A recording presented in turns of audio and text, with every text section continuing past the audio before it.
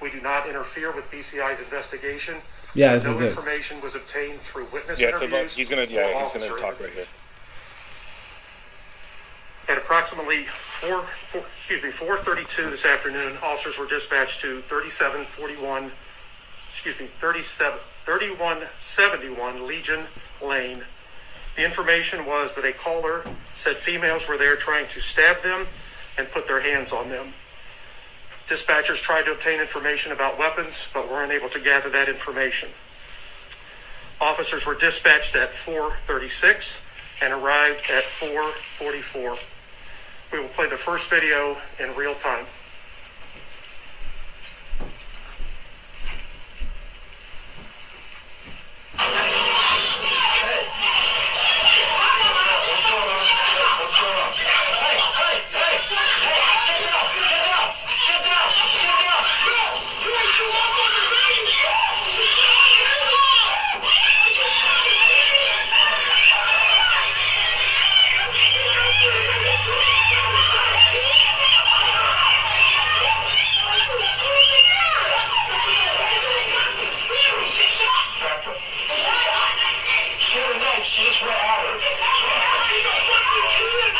Could see that her body was kind of just there after.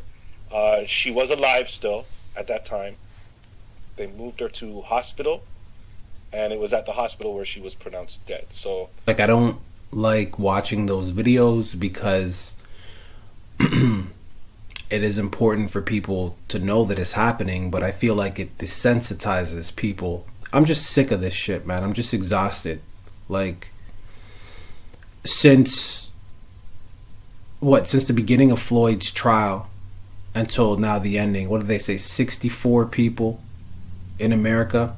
64, from the beginning of his trial to the ending, 64 people in America have been killed by cops.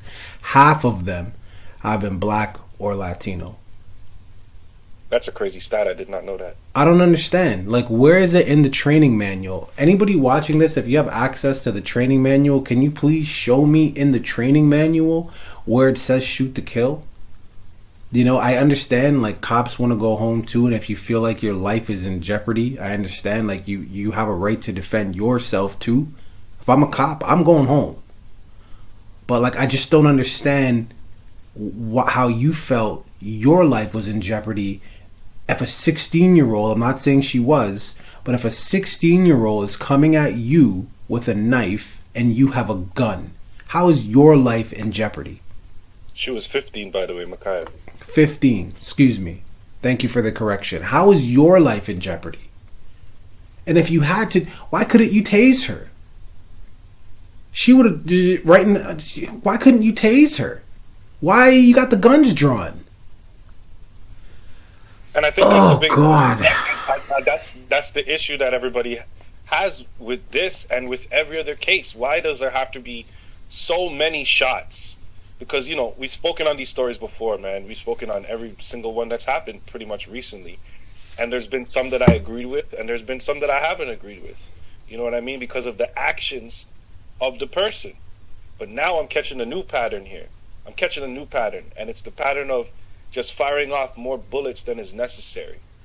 You know, because remember we spoke on Jacob Blake, and I said if you watch the Jacob Blake video, he's walking away, he's resisting arrest, he's doing exactly what they're telling him not to do. Yes, the force was excessive, but blah, blah, blah, blah, blah when I said that video. But then I wasn't taking into account, like you said, the human element of it. The man got shot 7 times. 7 times is unnecessary. You know, 1 time in some people's view might have been unnecessary. For this one, 4 times? She got shot 4 times. He let off 4 shots. For somebody with a knife in your hand. It's funny because there's a saying, don't bring a knife to a gunfight.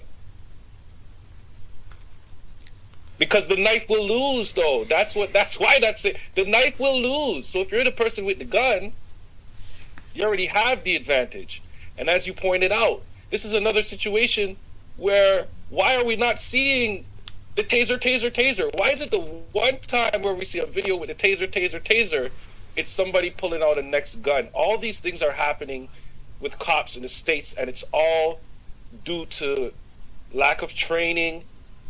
And I can't just say it's racism. I can't say all these cops are just racist, but I have to say that there's something in them that makes them feel like they need to put more force when it's a black person. That's what I'm noticing. Because anybody who wants to argue that, I can name you the last 4 or 5 white mass murderers who got arrested, and some of them were protected. One, I'm not going to say his name, but y'all know, was walked out in a bulletproof vest with a police bodyguard escort to the car. This is how mass murderers who are white are treated versus somebody with a knife in their hand. So that's the problem.